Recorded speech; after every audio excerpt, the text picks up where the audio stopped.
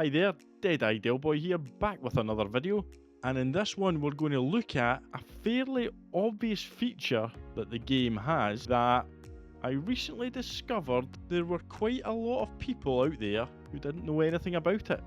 But just before we do that and give you the big reveal, it would be amazing if you could hit that like button, even better if you could subscribe to the channel and help us somehow get towards that dream 10,000 subscribers.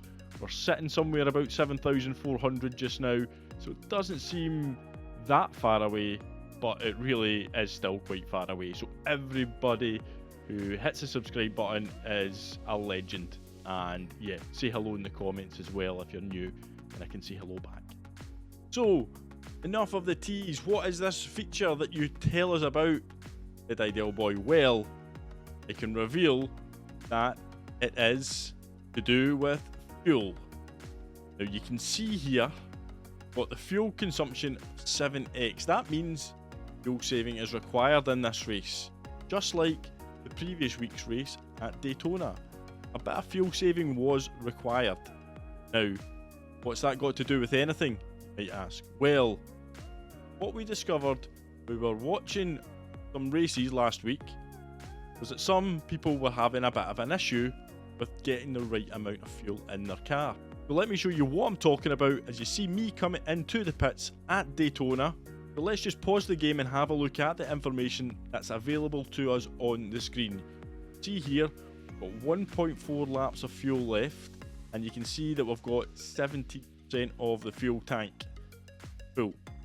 So 1.4 laps isn't going to be enough to get us round, because if you look up at the amount of laps we've got left to do, then it's clearly more than 1.4 laps.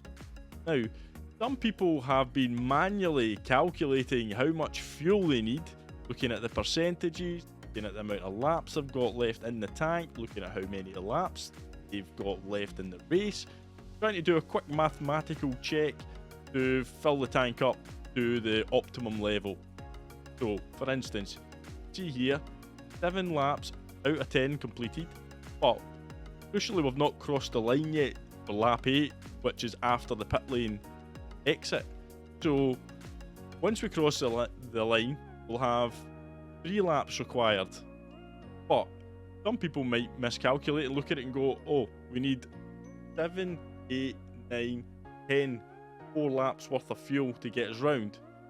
But you don't. You need 8, 9, 10, 3 laps worth of fuel to get you round. So, you could make that mistake and then fill up too much. Or you could do it the other way about, depending on where the pit lane exit is, and fill up a lap too little.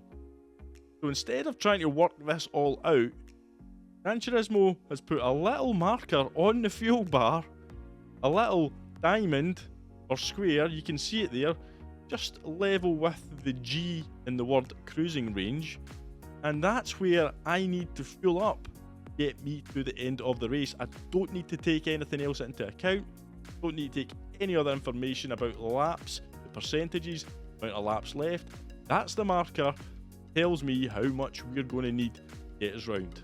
We're going to see the car now pull into the pit lane, and here we are filling it up. Watch the bar go up, stops just after the little diamond. I'll rewind that back and let you watch it again just in case you didn't catch it the first time. Filling up, see there, I think it said it stopped at 3.1 laps left, but you know, you've got to be quite quick on the old trigger finger to get it exactly spot on.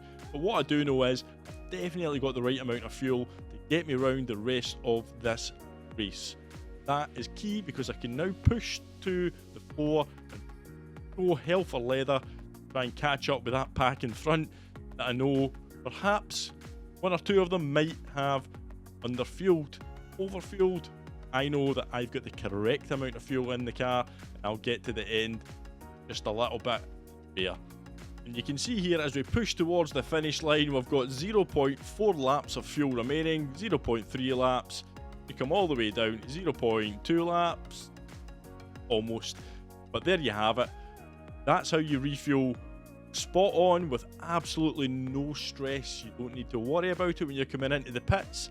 don't need to concern yourself with trying to do any mathematical gymnastics as you try and get back out onto the track the right amount of fuel to get you to the end of the race. So apologies if you already knew about that, but it just came to me that there were quite a few people out there maybe not admitting that they didn't know about this, or maybe brand new information. You're watching this video thinking, that is going to save me a lot of stress, a lot of headaches, and I'll be able to calmly go into the pits, exit, absolutely no doubt in my mind, getting to the end of this race. So once again, thank you so much for watching the video. Thank you if you've hit the like button, subscribe to the channel, help us hit that 10k dream. We'll see you all on the next one.